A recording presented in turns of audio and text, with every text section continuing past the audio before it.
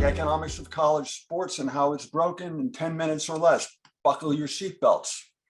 I like to describe the underlying economic dynamic of college sports by referring to a few of its salient features. And they begin with the fact that unlike a traditional company, in college sports, you don't have stockholders. Stockholders who in a traditional company are looking for profits. Profits lead to dividends that lead to higher stock prices. College sports, even though they're commercialized and act in many ways like businesses, don't have stockholders. Instead, what they have are stakeholders. The stakeholders are looking for victories.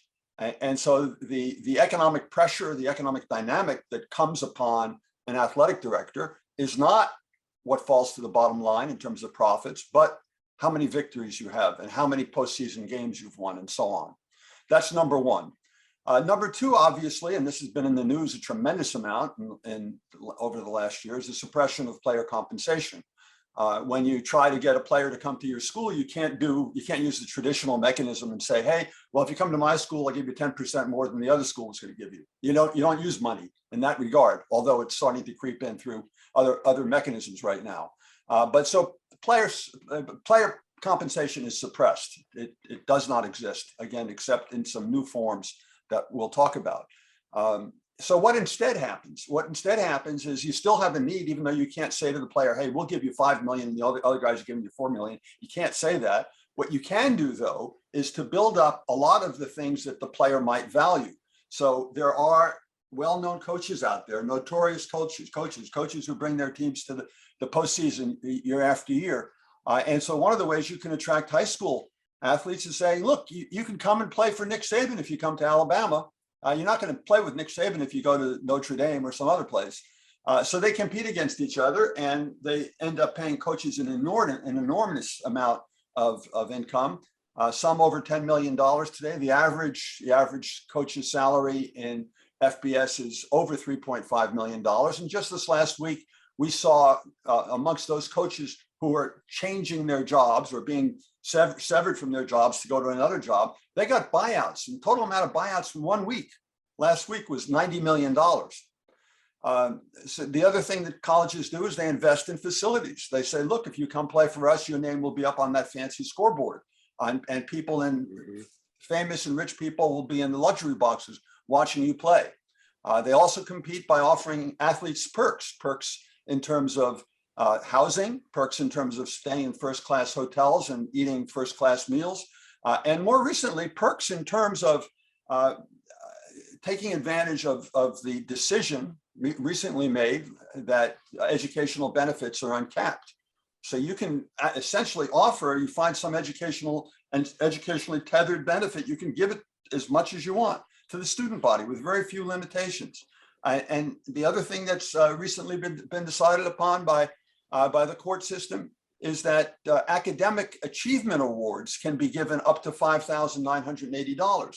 And we've already seen these are being given to whole teams who only have one achievement. And the achievement is that they're still in college. They're not that they're getting A's, it's not that they've written brilliant papers, it's they're still in college and or that they're eligible to play athletics. And of course, colleges are also now competing against each other by offering nil support to the athletes in the form of instruction, in the form of going to other companies that set up a triangulation with third parties so that the university is not directly involved in contracting with the student.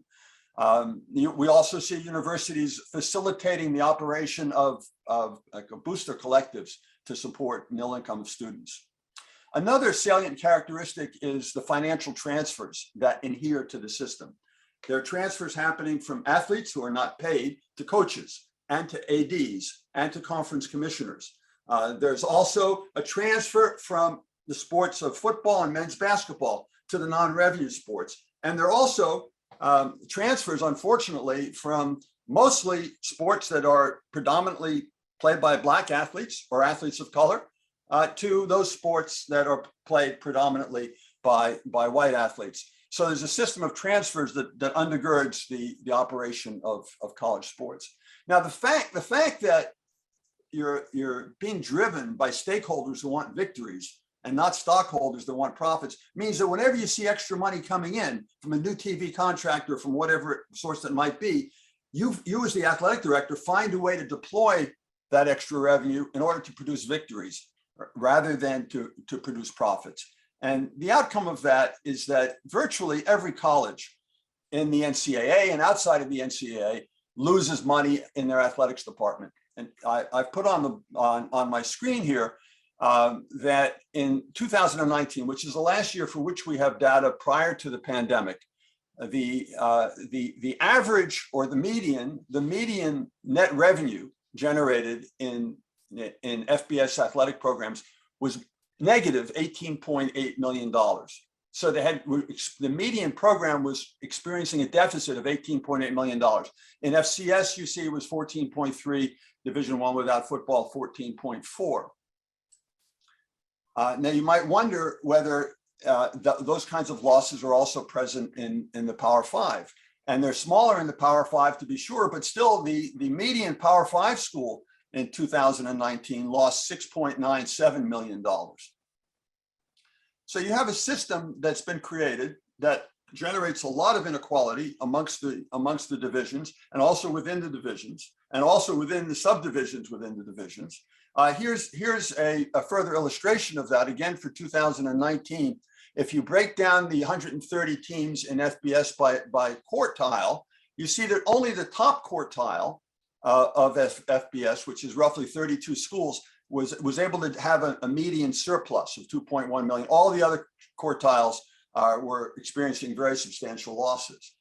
And the overall effect is that in any given year, in fact, if you look at the 5 years prior to the pandemic, look at those 5 years, in every single one of those years, there was somewhere between only 20 and 25 schools out of over 1,000 in the NCAA, 20 to 25 that had an athletics department surplus. And in fact, even those surpluses are a little bit unreliable because they don't count all capital costs and they don't count some indirect costs.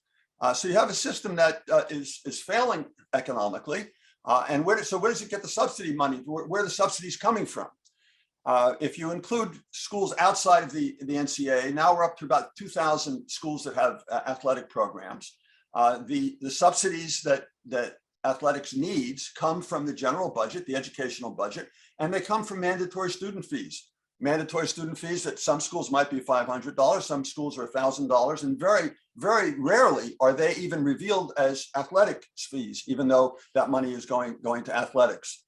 So students are helping to support with the payment of athletic fees, helping to support these athletic deficits. And this is happening at a time when student tuition is at an all-time high and student debt is also at an all-time high.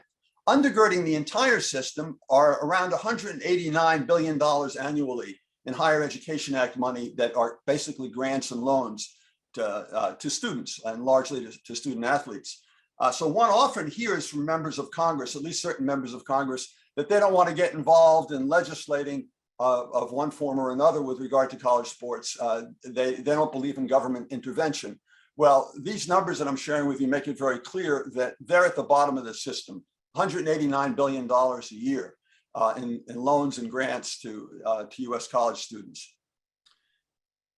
What has happened over the course of the last several months, really since July 1st, although the pressure for this was building up far before that, is that the NIL, or name, image, and likeness marketplace has developed.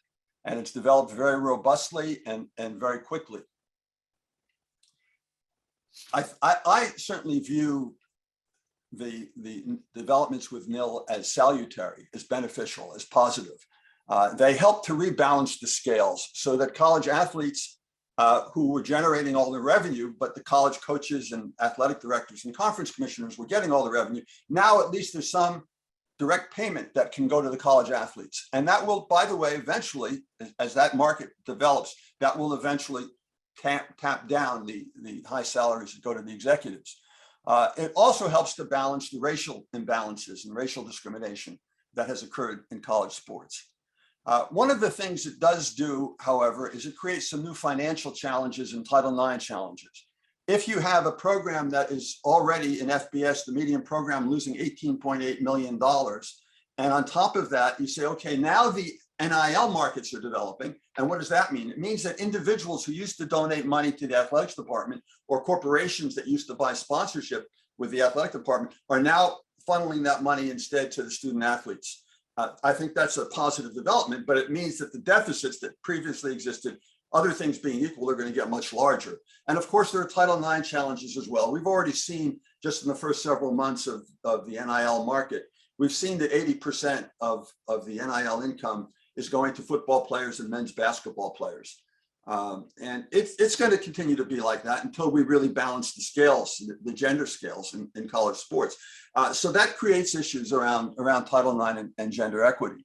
But nonetheless, if this market is properly implemented, if the nil market is properly implemented and the necessary guardrails are put in place, then it stands to, or it certainly has the capability of maintaining the relationship of educator, the university, to educatee, the student athlete, educator to student relationship. That's key. That's at the root in the definition and the goals of what the NCAA is about and what college sports is about. The reason why NILs properly implemented will do that is because it means that the university won't be employing the student athlete. Any money to the student athlete will come from outside third parties, and the role to the university will still be one of, I'm a student and I deserve to be treated like other students and I deserve to get my education. It happens to be the case that over 98% of all college football players and basketball players never play a single game in the NBA or the NFL. The best way that we can assure their futures and take care of them is not by arranging for some of them to get lots and lots of nil income. Most of them will get very little, maybe hundreds of dollars, maybe thousands of dollars over the course of several years. That's not the way we can assure their futures. The best way we can assure their futures, since they're not going to the NBA and they're not going to the NFL, is by giving them a robust and real education.